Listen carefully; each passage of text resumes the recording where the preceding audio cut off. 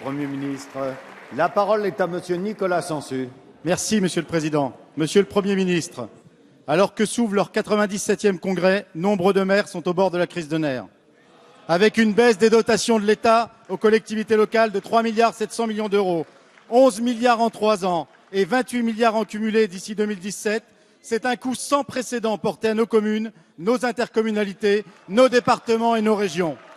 L'austérité déclinée au niveau local menace directement les services et l'investissement public. Il faut être clair avec nos concitoyens. Cela veut dire moins de crèches, moins de policiers municipaux, moins de culture et de sport, moins d'aide à domicile pour nos anciens, moins de soutien à la vie associative et des services délégués au privé coûteux pour les usagers. Des dizaines de milliers d'emplois sont menacés dans le secteur du bâtiment travaux publics. Et vous le savez, 40 à 50 000 sont menacés dans le secteur associatif, mettant en péril la transition écologique et la cohésion sociale. Couplée à la métropolisation, la baisse des dotations va accentuer les inégalités territoriales et sociales avec des salariés, des retraités, des artisans et commerçants qui risquent de s'enfoncer dans la précarité. S'attaquer aux collectivités locales pour verser des dizaines de milliards d'euros à toutes les entreprises sans contrepartie est une faute politique et une erreur économique. Il est impérieux de sauvegarder les moyens des collectivités plutôt que de donner aux banques et assurances des milliards de fonds publics qui iront prospérer dans les paradis fiscaux.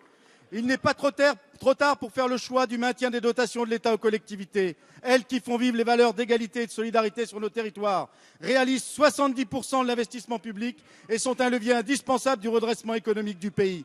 Monsieur le Premier ministre, dans l'intérêt de nos concitoyens et de nos territoires, ne baissez plus les bras face aux libéraux qui souhaitent affaiblir les services publics. Fidèles au combat de toujours de la gauche, les députés du Front de gauche vous demandent de revenir sur cette mesure d'économie inefficace et dangereuse. La parole est à Madame Maryse Lebranchu, ministre de la décentralisation et de la fonction publique.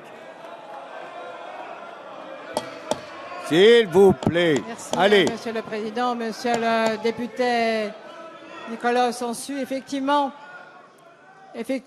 les applaudissements se sont arrêtés par l'actuelle opposition à vos propos.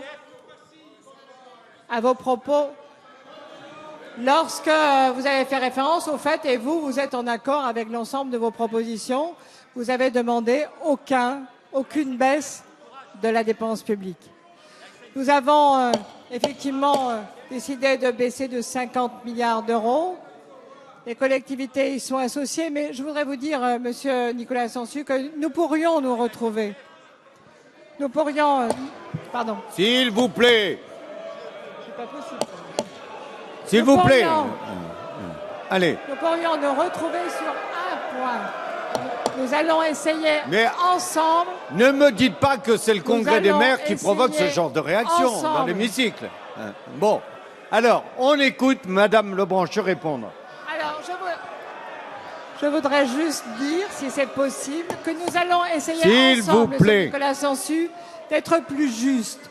Parce que là où nous pouvons nous retrouver, c'est qu'aujourd'hui, vous avez des collectivités territoriales qui font des réserves et n'ont aucun endettement, alors que d'autres collectivités territoriales ne peuvent pas répondre aux moindres services.